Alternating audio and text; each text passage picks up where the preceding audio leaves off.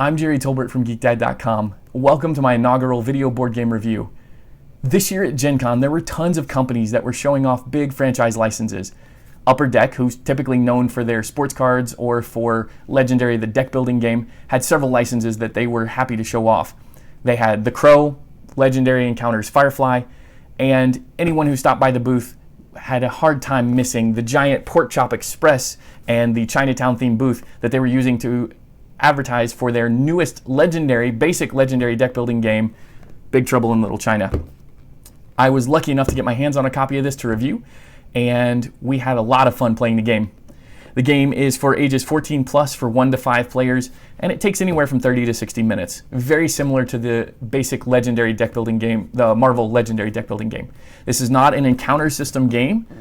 This year's encounter system game was Firefly, and they have a beautiful game on their hands with that, but I'm not going to review that here. Big Trouble in Little China uses the basic legendary deck building system, but it throws in a few extra surprises as well. So the game comes with a new playmat that you can use. It has the same setup as the legendary board for the Marvel legendary game, including schemes, twists, masterminds, master strikes, bystanders, wounds, the hero deck, the villain deck. All of those things are identical. The big change is that the rooftops and street sections of the board get combined together to form what they call Chinatown. That makes for a great new mechanic that allows certain creatures that are in Chinatown to gain certain powers, or if you recruit a hero from under the spaces that are labeled as Chinatown, they get certain powers as well. The game adds 12 schemes from scenes in the movie, and those range anywhere from fighting the Wing Kong gang and saving San Francisco to dealing with all of the different supernatural monsters that you see in the movie to fighting David Lopan and his 3 angry henchmen. For this game, the basic shield officers in the Marvel Legendary game have been replaced with Changsing Warriors and Changsing Strategists. They are 1-for-1, nearly identical, generating 1 power and 1 recruit point each. The 2 recruit point shield officers have been replaced with Uncle Chews.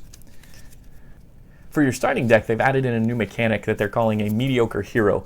Several different copies of the basic heroes that you'll find in the deck, but they aren't quite as powerful, and they are good starter cards to add to your ability to recruit, and in some cases your ability to strike. There are also 3 new bystanders in the game: the bus tourists, the white tiger, and the Wing Kong security. They add some extra powers from a bystander perspective, similar to the specialized bystanders that are in the legendary Marvel expansions. There are 9 heroes to choose from. You've got Henry Swanson, Margot, Eddie, Egg Shen, Miao Yin, Gracie Law, Wang Chi, and obviously Jack Burton. They've outdone themselves this time, though. They've made the Pork Chop Express a playable hero as well. You'll recruit out of this group of 5 of those heroes to create your deck as you're building to play the game. You'll be fighting against several familiar faces from the movie. There are 3 new henchman groups, 4 villain groups, and 4 new masterminds. The 4 villain groups include a couple of branches of the Wing Kong gang, the monsters that we talked about before, and the villainous Warriors of Lopan, those 3 guys with the awesome hats that ran around throughout the movie. The 4 masterminds you'll be facing in the game include 6-Shooter, David Lopan, the old guy in the wheelchair, Sorceress Lopan, his alter ego that appears later in the movie, and Ching Dai. They all have great Master Strike abilities, and they add a ton of replayability to each scenario that you're going to be facing.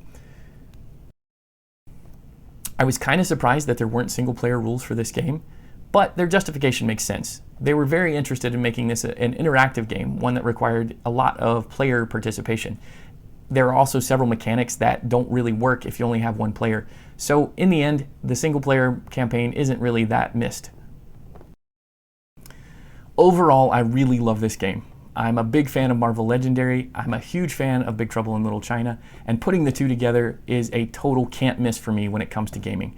The scenarios are fun, the scheme twists are awesome, the masterminds that you face are powerful, the heroes that you use fit the character, and the game overall plays very well. If you've ever played Legendary, this game is going to be really easy to get to the table. The mechanics are basically the same. There are a few additions, but just like the expansions for the original Legendary, the rules are quick to learn and it makes it really easy to play. If you're a big fan of Big Trouble in Little China, you're going to love the small callbacks that they have to the movie, and all of the characters seem very true to their celluloid counterparts. Legendary Big Trouble in Little China from Upper Deck. Check it out on upperdeck.com, at your friendly local game store, or where great games are sold. Keep an eye on the GeekDad YouTube channel. We're going to have several upcoming board game reviews. We've got ongoing Twitch streaming and several surprises planned for the upcoming months. You can follow us on Twitter at GeekDads or visit our website at geekdad.com.